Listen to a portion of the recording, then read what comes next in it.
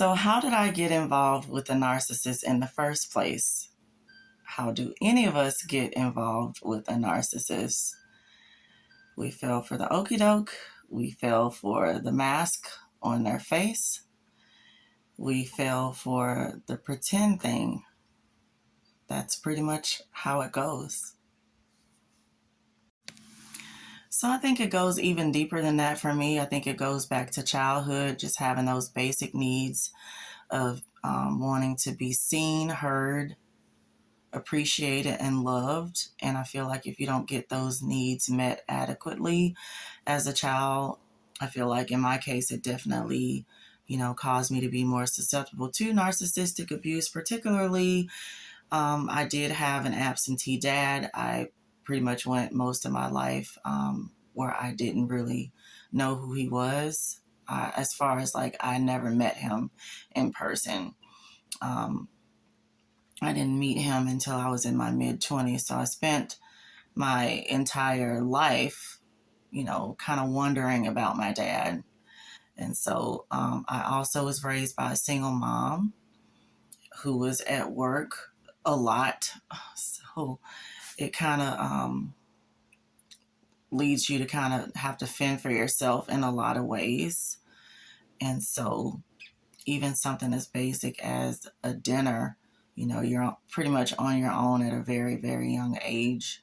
So, you know, at that time, it kind of makes you feel like you're not really that important. You don't get that sense of, validation that you need. And, you know, you don't get the hugs and kisses. You don't get told, I love you. Those kinds of things. You don't get told you're beautiful. Those kinds of things really can kind of, cause you to have like a void, and you kind of look to fill it in other ways.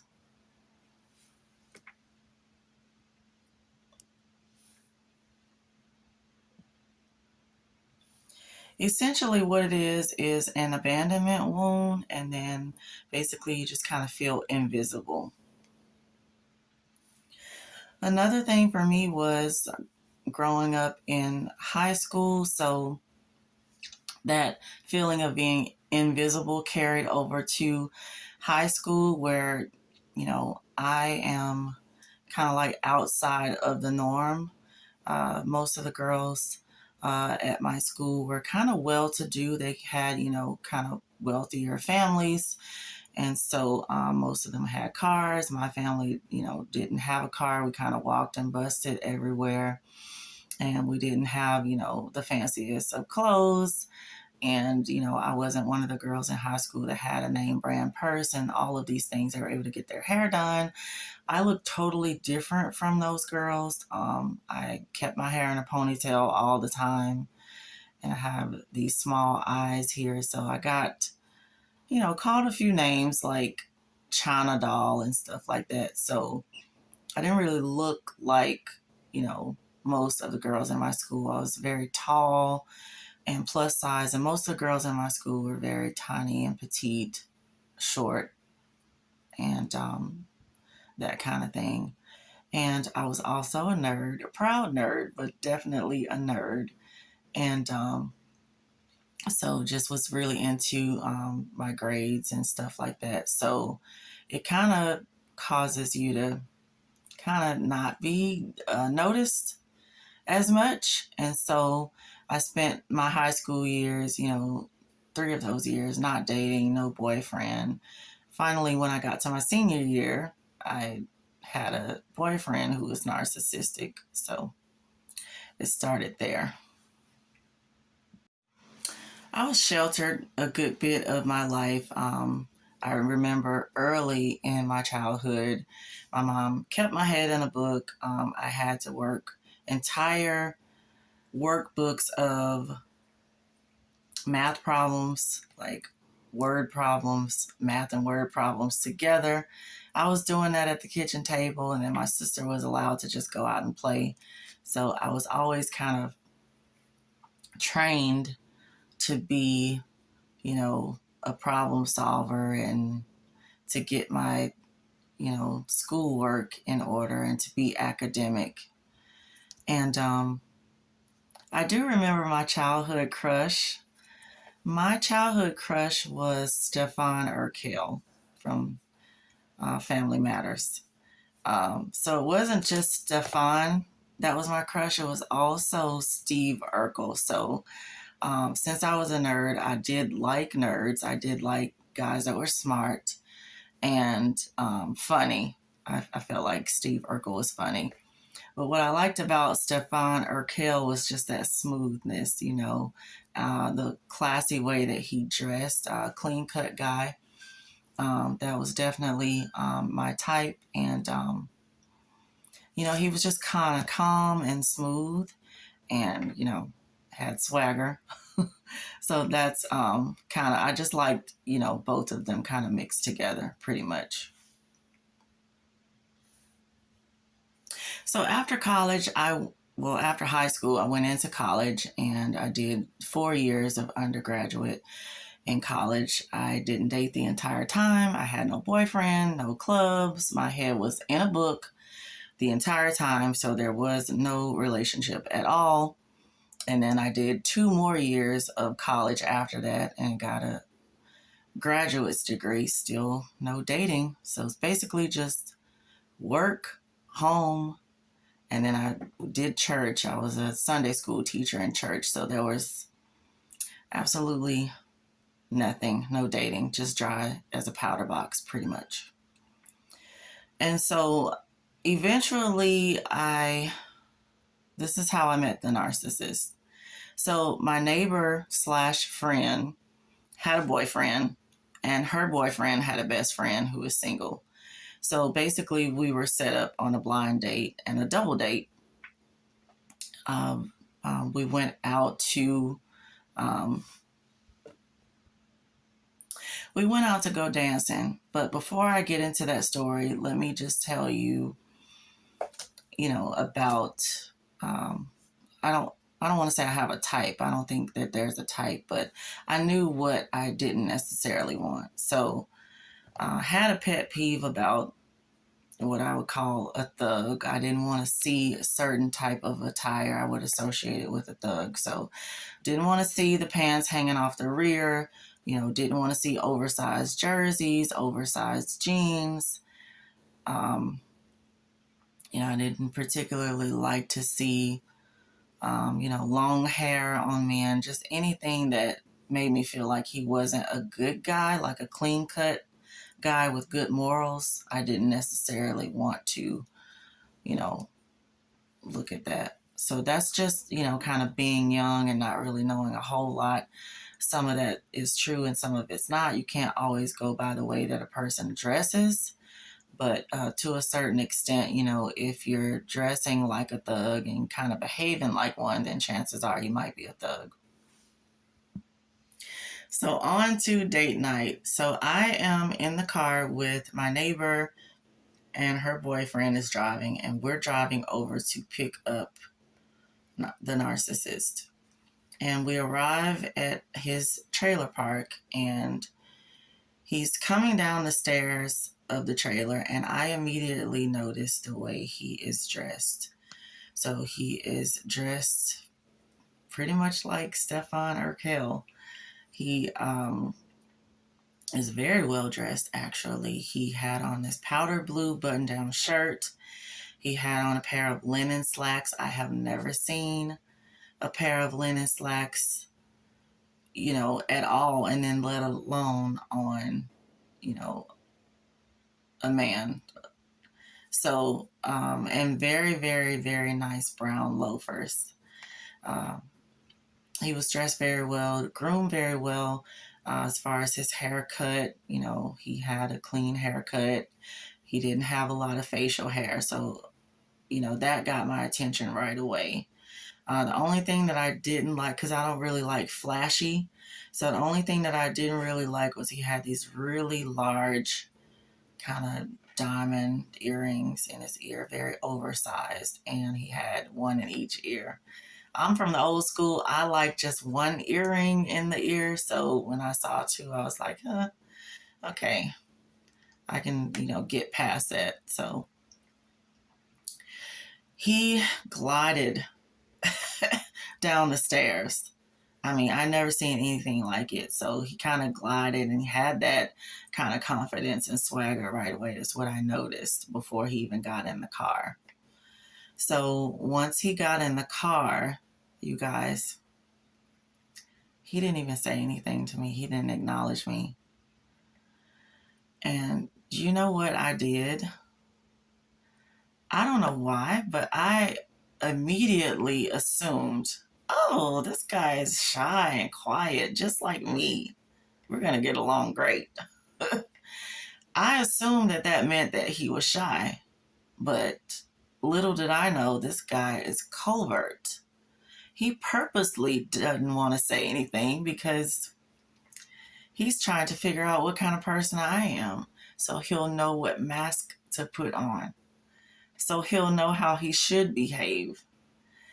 And so, I just took the high road. I extended my hand to him to shake his hand and I said, "Hi, I'm Fran." I didn't necessarily want to, be rude and not say anything, even though I felt like he was rude because he was the one that got in the vehicle. But after I introduced myself, he seemed quite shy. And, with his response, like he kind of seemed shrunken, um, with his response. And he was very quiet after that. He didn't say much to me at all. Actually, he didn't say anything to me at all. But what I want to say about that is, you can't always go by the way that someone's dressed, because I'm just shouting to the rooftops, "Oh, I don't want a thug. I don't want a thug," and looking at the outside. But a narcissist on the inside is a whole 40 ounce of thug. I mean, just ratchetness on the inside. I didn't know it yet, but I would come to find out later. So we go to, well, there's casino country here where we live, and so there's casinos everywhere. So we went to go dancing inside of one of the clubs in the casino. And, the music is going. I love music. I love all types of music. I love R&B music. I love rock and roll, pop, all different types of music. And so I'm hearing this music and I don't want to have fun. That's all I'm thinking about is kind of letting loose. I hadn't been too long graduated from college and I was just like, I am ready to have fun. I'm ready to bust loose. So he's seeing me kind of like dance outside while we're waiting to get into the club. There's kind of like a little line. And little did I know he was paying attention to how much I liked music, because he was going to use that later on. He was going to use that to draw me in. It's one of his tactics. I didn't know it at the time, but I know it now, hindsight. So when we get inside the club, hindsight, he's using even more of the things that I say to him, the information that I give him. He's using even more of that to put on his personality, if you will.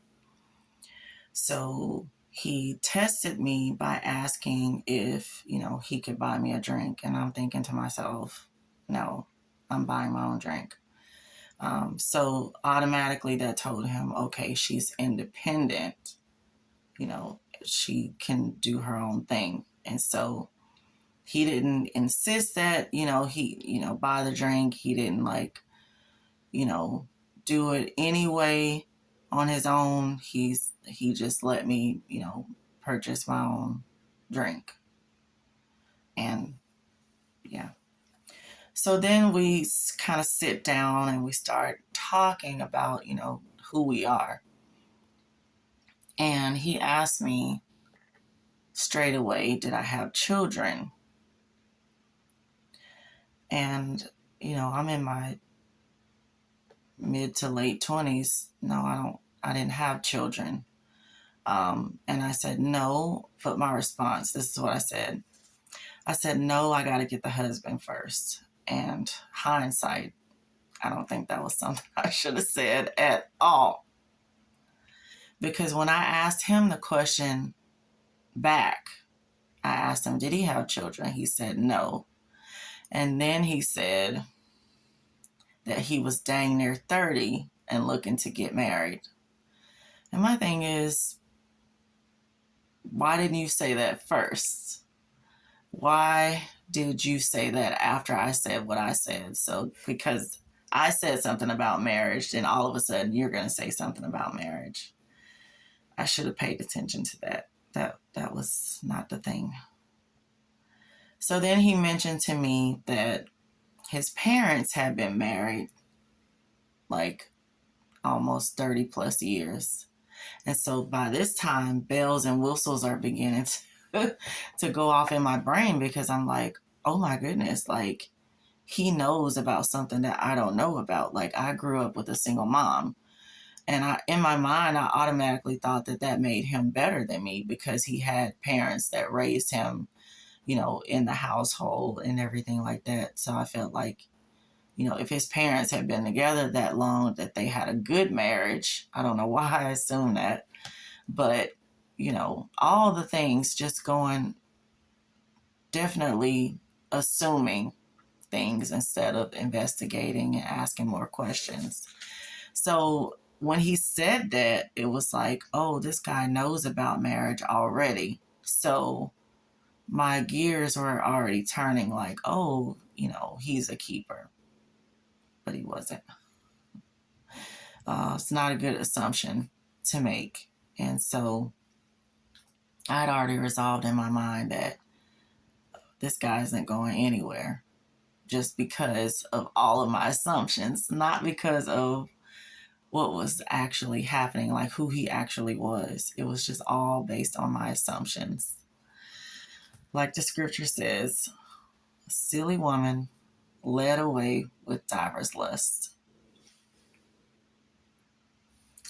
Another red flag that I overlooked was the amount of alcohol that he was drinking. It was like hard stuff and it was excessive.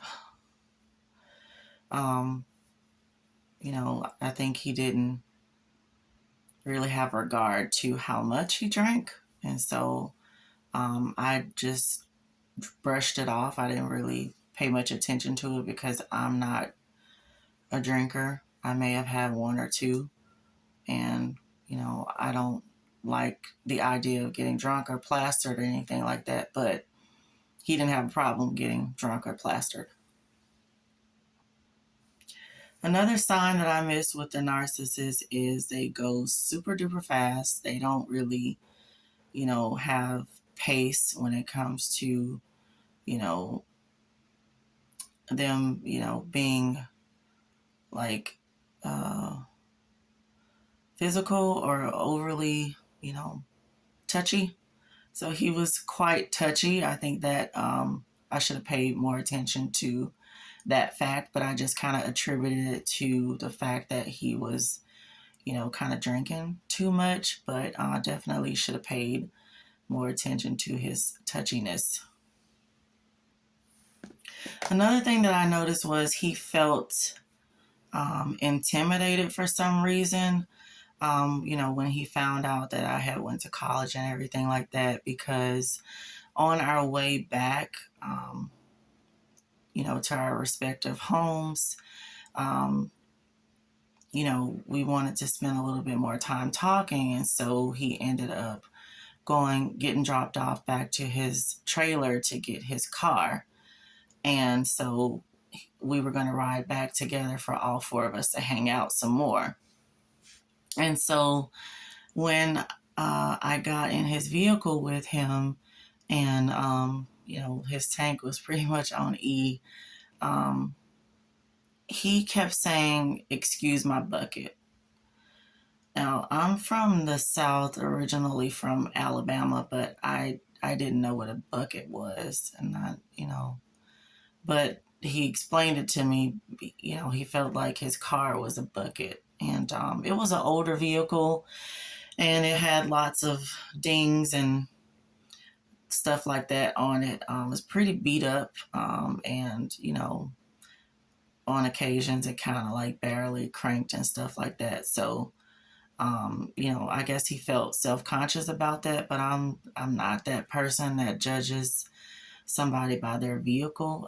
It's just a vehicle. I grew up without a car, so I don't think like that. But I guess he didn't realize that about me.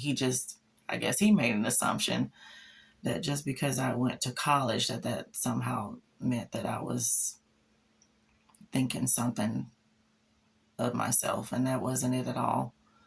So that was something else that I noticed too. Their image is very, very important to them. So I guess, looking back at it, the way that he dressed, it didn't necessarily match his car. So I think that that's what he was trying to tell me. So when it was time to say goodbye, one thing that I didn't like was the fact that he didn't ask me for my phone number. And I'm thinking, we had a great time. We talked pretty good. Like, what's the problem? Like, that's what I'm thinking to myself, but I didn't say that. So instead, I asked for his number and I gave him my number. Wrong thing to do. But lack of experience, the fact that I liked him, um, I asked for his number. But that was another thing about narcissists, is how dismissive they are and how much they try to make you think that, you're not important or you don't matter that much. And so that was the thing with that.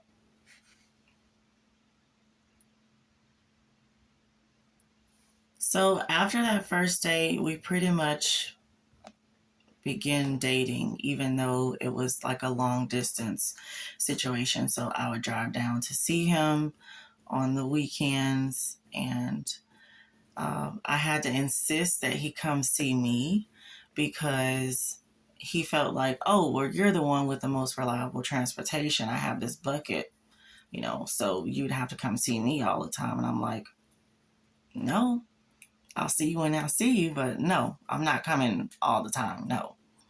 And so when I stood up to him, then he was like, oh, I said, what you can do is you can get on the Greyhound. That's what you can do. And I can pick you up from the bus station. We can see each other like that. So he ended up doing that, a few times. Or, yeah, he pretty much rode the bus to come see me the next date over. And so eventually, we were getting kind of serious. We were, in my mind, we were falling in love. And he ended up finding a job for me. So when he found that job for me, I ended up moving. We were getting married, and I ended up moving to his state to be with him. So I gave up my family 5 hours away, and I moved to a new state, new job to be with him. Do you want to guess what happened when I got that job and I moved to the new state to be with him? He quit his job.